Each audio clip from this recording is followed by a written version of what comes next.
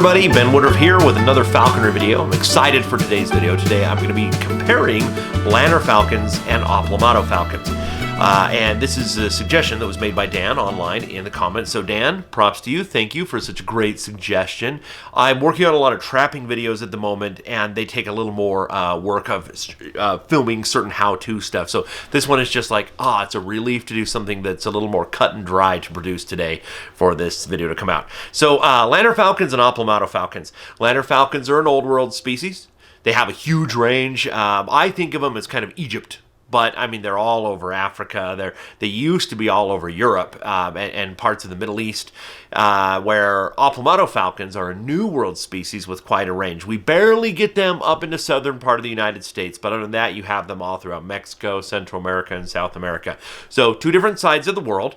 And I want to talk about what they have in common, but I think I'm going to start off with some differences and then kind of say, well, why are we even comparing them by ending with what they have in common. Now, I've flown both of these extensively. I love both of them. I have different attitudes about both of them. If you know this channel and you know me, you understand that the Lanner Falcon is my favorite falcon. Not my favorite to fly, not the best falconry bird, but I love them. They are just incredible birds, and I love their history, their ancient Egyptian history, especially ever since I was a child. That was my introduction to falcons, was, flipping through the Treasures of Tutankhamun, this book, and being like, what's this? And my mom was like, oh, that's a falcon. Falcons were sacred in Egypt, and that started my obsession with Lanner Falcons that I carry to this day. Now, Aplomado Falcons are equally amazing and have an even every bit as rich of a history, where they have a section of history during the Renaissance where people coming over from Europe and bringing back things were bringing back Aplomado falcons that were kept and flown by the Aztecs and were brought over and flown in Europe. In fact, the Spanish were bringing them and selling them to the French, who were hunting them on Hungarian partridges in Europe, which is fascinating. You don't normally have bits of history like that, and unfortunately that's not as well shared as it should be. But again, let's get into these birds themselves and talk about what they are, and then talk about what they have in common. So the Lanner Falcon first. The Lanner Falcon is a kind of a medium-sized falcon to large falcon, and genetically, for years it was kind of touted as the falcon, meaning it's the most pure form from which other lineages have broken off from. Now there's a little more pushback on that, but genetically it is considered to be a very early form of falcon that has just continued doing what it's doing. And it's built as you would think a falcon would be, with long, narrow pointed wings, a fairly long tail, and a broad chest, and the very classic beak with the notch that is used for breaking the neck of its prey. Malar stripe, usually has a very strong malar stripe. So it's kind of very much a typical falcon in one sense. And they are, being a bird of savanna and desert, typically, that is where you will find them, then they have a diverse range of prey. Even though they are amazing bird hunters and love to hunt birds, anything from as small as a sparrow to birds the size of a pheasant, but they go after a lot of rodents and even some insects at times as well, because you can. When you're in conditions that are a bit more arid, you go after what you can go after. So their coloration, you usually have red. The further north you get, when you get with Lanner Falcons all the way up like into the Mediterranean, and the ones that used to be in more northern Europe in medieval times, we see that they kind of have a white chest with black speckles. Kind of seems the further south you go, the more pale they get, where you get sort of a reddish pink chest. With the spots and markings being less pronounced. And then you also have the hyper-arid Sahara Desert version that you find like in Morocco, where a lot of these are almost white front and back, because it's a paler desert, and so they've evolved to fit that kind of a biome. Lanner Falcons are not the top of the food chain, even in the falcon realm where they live. In other words, wherever you find a Lanner Falcon, you are likely to also find a falcon that's a little higher up there. Okay, maybe depending on the region, peregrine falcon or a saker falcon are usually going to be the ones that fill that role. So they don't normally have bigger falcons trying to kill them like you might have a prairie falcon going after a kestrel. Not like that, but still they're not top dog. And so they feel kind of this diverse up and down role. I will hunt birds, but I'm also willing to go after rodents because I know maybe the peregrines over here are kind of dominating that role. So there's kind of a mixed bag with that. As a falconry bird, you kind of get this either or. Lanner falcons are either just amazing and a joy to fly, or they just kind of don't get it, and they're kind of a pain to work with. Not in a stubbornness way, it doesn't click. Now, every bird is an individual. Doesn't matter the species, and I understand that. And I know there are different ways to troubleshoot your training, but having flown and worked with for education a lot of lanners, I can honestly say, personality-wise, it's been this or this. I have a friend who lived in Morocco for a while and tried flying a bunch that he had caught there as well to just kind of see what they're like. And same thing, he said, some of them are like, all right, I'm going for it, and some are like, oh.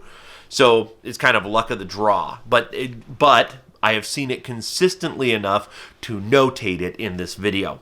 So Lanner falcons are buoyant for a large falcon. If you took a prairie falcon or a peregrine falcon that had roughly the same size and dimensions and weight, you will find that the Lanner falcon is more buoyant. Because of that, in the wild, its flight styles are much more varied. Where, if you're flying a classic peregrine and a classic stoop, you train him to circle up, wait on, and dive down and knock a bird out of the sky. A Lanner falcon can do that, but really, I've done it all, and in the wild, they do it all. They might just be diving over hedges, going after little birds. They might be sitting on the ground near a watering hole, just waiting. Or they might be, it's afternoon, and they're soaring up thousands of feet above a watering hole, waiting for something to go after.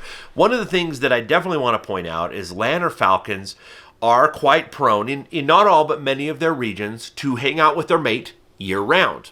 And just like, hey, we're hunting together loosely. You're over here? Okay, I'm going to help chase and we'll work together and get some food. They're not pack hunters like a Harris hawk, but they are kind of cooperative hunters even outside of the breeding season. Often they will this is our territory. We're sort of wandering, doing our thing. And because of that, again, that style can work very well in falconry. I do a lot of hedgehawking with Lanner falcons where I will say, oh, there's some sparrows in this bush. All right, okay, I'm going to have the Lanner falcon over there, and I'm going to swing the lure so she starts coming over, and then I'll charge the bush and whack it with a stick. The sparrows go out. The bird already has momentum, can hit the sparrows, and there you go. It's a different form of hunting, but that's kind of same thing. Like maybe you have two Lanner falcons in the wild where one's spooking the prey and the other one goes up and catches it. Similar idea. Now, Aplomado falcons, New World species, they fill a very similar role. They're smaller. If you look at them side by side, like take a look here, you've got, this is a female Aplomado compared to a male juvenile Lanner falcon.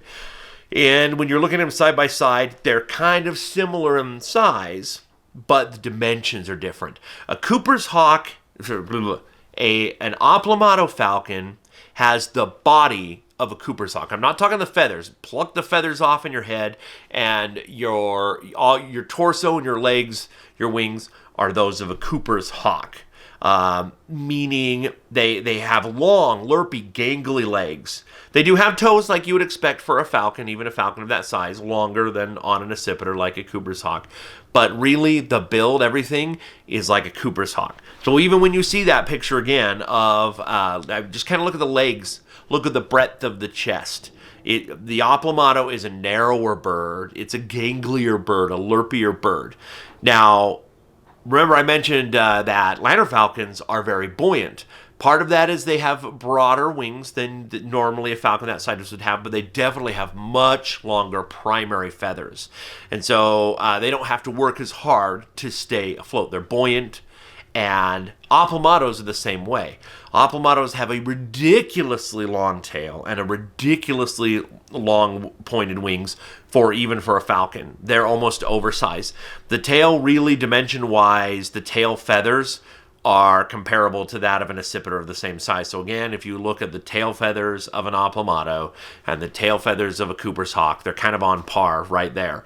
But an Aplomado is more of an open area bird. It's kind of a scrubland, savanna land bird, even though they live in tropical jungles as well. They live in different environments, but they do well with kind of that semi-open savanna where there are trees, there are scrubby bushes, but there's also a lot of open country to build momentum, where Cooper's hawks are more of a dense forest type bird.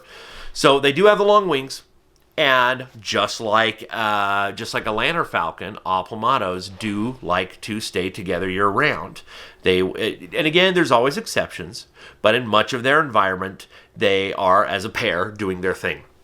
Now, Aplomados are weirdos. They are genetic weirdos. They are among the least falcon of the falcons. At a first glance, you're like, oh, they got the same beak. They got a mallard stripe. Sure, pointed wings. Yeah, it's a falcon. And they are falcons. They are true falcons. But they branched off from that main family line a long time ago. And when they did, their only close relative, oddly, is the New Zealand falcon. You're like, okay, how did that one happen? But genetic studies have shown that Aplomados and New Zealand falcons are ridiculously closely related. And interestingly enough, New Zealand falcons, same thing. Male and female usually stay together year-round and kind of hunt together in a set territory. And some of the same problems with training that you hear about Aplomados, you'll hear the same thing with New Zealand falcons. So interesting to note. We don't know for sure, but genetic studies suggest that the Aplomado and the New Zealand falcon branched off at the same time from the main falcon line as the hobbies.